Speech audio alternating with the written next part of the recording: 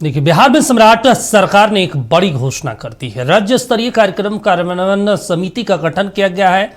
समिति में कई नेताओं को जगह दी गई है।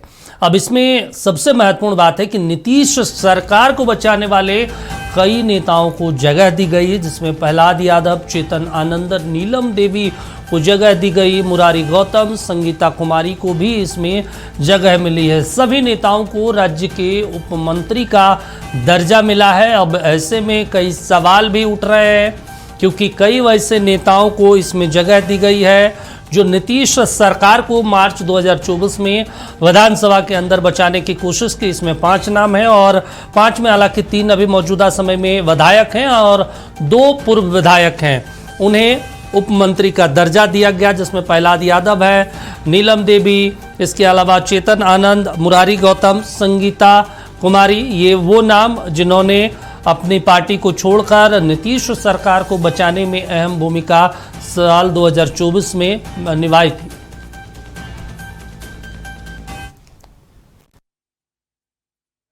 सूत्री कार्यक्रम क्रियान्वयन समिति को पुनः नोटिफाई किया गया है, चूंकि परिस्थिति यह थी कि भारतीय जनता पार्टी के प्रदेश अध्यक्ष नवनिर्वाचित माननीय संजय सरावगी जी हैं एवं माननीय उमेश कुशवाहा जी, तो पदेन उसके सदस्य होते, उनको राज्य मंत्री का दर्जा, इसके अतिरिक्त अन्य लोगों को पूर्ववत जो सुविधाएं प्राप्त थी वही सुविधा के लिए री नोटिफाई किया गया। इसका कोई राजनीतिक अर्थ नहीं है। चलिए, इस पे स्टेट हेड मरगूब जी हमारे साथ जुड़े हैं। मरगूब जी, तमाम नाम अगर देखा जाए तो तमाम नाम जो है उसमें कोई शंका, कोई आशंका, कोई सवाल नहीं बनता, लेकिन इन 5 नाम और 5 नाम में मौजूदा समय में 3 नाम अगर देखा जाए तो विधानसभा में है। संगीता कुमारी जो बीजेपी से हैं, चेतन आनंद नवीनगर से जनता दल यूनाइटेड से है और मुरारी गौतम जो एलजेपी-आर से हैं। यानी जो पिछली सरकार में दूसरी पार्टियों में थे वो इधर आए, नीतीश सरकार को बचाने में अहम भूमिका निभाई, उन्हें टिकट मिला। 2 नाम ऐसे, नीलम देवी जो नीलम देवी के पति अनंत सिंह अब विधायक हैं, 1 नाम ऐसे प्रहलाद यादव जिनको टिकट नहीं दिया गया था। और आपको याद होगा, हम लोग पहले भी इस पर चर्चा कर चुके थे, जब विधानसभा चुनाव हो रहा था बिहार में, ललन सिंह ने एक बात कही कि लखीसराय के आतंक को और आपराधिक पृष्ठभूमि वाले नेता को टिकट नहीं दिया जाएगा। अब वही प्रहलाद यादव उस दौरान मुख्यमंत्री आवास के बाहर रोने लगे थे। अब उन्हें उप मंत्री का दर्जा दिया गया। क्या माना जाए, विजय कुमार सिन्हा की जीत या विजय कुमार सिन्हा और सम्राट चौधरी ने मिलकर ललन सिंह को एक संदेश दे दिया है?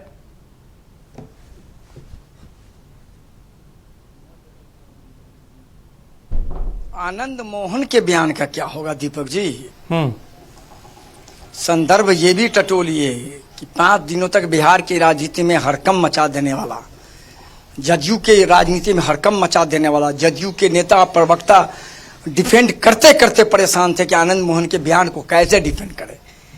लेकिन आनंद मोहन, एक दिन उन्होंने एक सुतली बम फोड़ा, दूसरे दिन उन्होंने ओरिजिनल बम फोड़ा, तीसरे दिन उन्होंने बफोर्स फोड़ा और चौथे दिन तो उन्होंने परमाणु बम फोड़ दिया, जिसका इलाज दुनिया में किसी के पास नहीं है। और कहा कि कोई गुरेज नहीं। उनके बेटे को इस समय 20 सूत्री कार्यान्वयन समिति का सदस्य बनाना, जबकि उन्होंने किस पर बयान दिया? जदयू के सभी बड़े थिंक टैंक पर, मैं नाम किसी का नहीं लूंगा, थिंक टैंक पर। और तब सम्राट चौधरी की सरकार ने चेतन आनंद जी को पुरस्कृत कर दिया। क्या माना जाए, चेतन आनंद के बयान के पीछे कोई बड़ा राजनीतिक मैसेज है, साजिश है, या किसी को लपेटने की कोशिश की गई है? एक। दूसरा, आपने कहा प्रहलाद यादव, आपने कहा संगीता कुमारी, आपने कहा मुरारी गौतम, आपने कहा नीलम देवी, चारों वही लोग हैं ना जो राजद में रहते हुए जाकर के सत्ता पक्ष की तरफ बैठ गए, उन्हें पुरस्कार। लेकिन एक और सवाल है, सवाल यह है कि जीत किसकी हुई? पहला सवाल, आनंद मोहन के बयान के पीछे की साजिश और राजनीति क्या है? टारगेट पर कौन था? पुरस्कार सरकार ने किसे दिया? और उस बयान के पीछे कौन बड़े लोग हैं, वो उसका तो बाद में खुलासा होगा। लेकिन दूसरा बड़ा सवाल, प्रहलाद यादव की का एंट्री विजय सिन्हा की जीत मानी जा रही है। और इसकी पृष्ठभूमि कब पड़ गई, जब विजय सिन्हा जब सम्राट चौधरी से मिलने परसों गए। अच्छा मरगूब जी, जो जो जो जो आप संदेश दे रहे हैं, जो आप मैसेज टटोलने की कोशिश कर रहे हैं, जो आप समझाना चाहते हैं, मैं उसको शब्दों में पिरो देता हूँ। आनंद मोहन एलएस बिहार में कहा जाता है ललन बाबू और संजय झा को, उसके ऊपर वो निशाना साध रहे थे। अब सम्राट चौधरी ने उनके बेटे को जगह दे दी, उप मंत्री का दर्जा दे दिया। प्रहलाद यादव को देख लीजिए, प्रहलाद यादव को लखीसराय का आतंक ललन सिंह ने कहा था, आपराधिक पृष्ठभूमि का नेता ललन सिंह ने कहा था, अब प्रहलाद यादव को जगह मिली गई। यानी संदेश वही है, संदेश तो वही है। कौन टारगेट में है? आनंद मोहन के टारगेट में कौन था? नाम नहीं लूंगा, नाम आप भी मत लीजिए, चूंकि नाम आनंद मोहन ने नहीं लिया। अगर प्रहलाद यादव लखीसराय का आतंकी है तो आपकी ही सरकार ने प्रहलाद यादव को पुरस्कृत कैसे कर दिया? बिल्कुल। तो टारगेट कहां से राजनीति चल रही समझिए। मैं कहना क्या चाह रहा हूं आप भी समझ रहे होंगे दीपक, हमारे दर्शक भी समझ रहे हैं, बहुत समझदार है दर्शक। बिल्कुल। राजनीति बहुत दूर से है दीपक। मतलब मैं एग्जाम्पल दे देता हूं कि अगर कहीं पर फटा कुछ, चाहे वो कोई भी चीज हो, सुतली बम हो, चाहे दीपावली का, लेकिन उसकी आवाज कहीं और सुनाई दे रही है। लेकिन मैं एक बात और दीपक आपको कह देता हूं, ये यही मामला खत्म नहीं होगा, इसकी आवाज दूर तलक भी जाएगी, इसका राजनीतिक मैसेज भी दूर तलक जाएगा, और आने वाले दिनों में ये मुद्दा बहुत गर्म आएगा। मैं आपको बता रहा हूं, आज आप लिख लीजिए, मैं फिर इसी मुद्दे पर आपके साथ किसी दिन डिबेट में बैठूंगा या लाइव में बैठूंगा, क्योंकि बहुत आसान नहीं है दीपक जी। इतना बड़ा आनंद मोहन का बयान 5 दिनों तक कटघरे में खड़ा कर दिया जनता दल यू के बड़े थिंक टैंक को। बिल्कुल।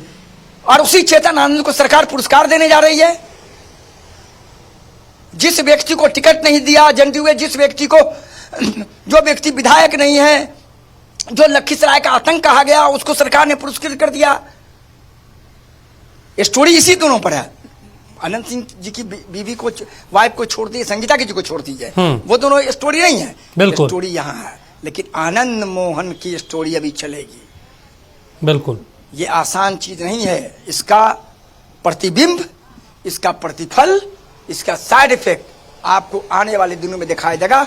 इंतजार आप भी कीजिए, इंतजार हम भी करेंगे। चलिए, बिल्कुल शुक्रिया मरगूब जी तमाम जानकारी देने के लिए। तो देखिए, सबसे ज्यादा चर्चा प्रहलाद यादव को लेकर, प्रहलाद यादव को चुनाव के दौरान किस तरीके से हमने वो तस्वीर भी देखी जब मुख्यमंत्री आवास के बाहर उन्हें मुख्यमंत्री आवास के अंदर जाने नहीं दिया गया, सुरक्षा कर्मियों ने रोक दिया और बीच सड़क पे वो रोते रहे कि काश एक बार मुख्यमंत्री जी से मुलाकात करवा दो, हमने उनकी सरकार बचाई।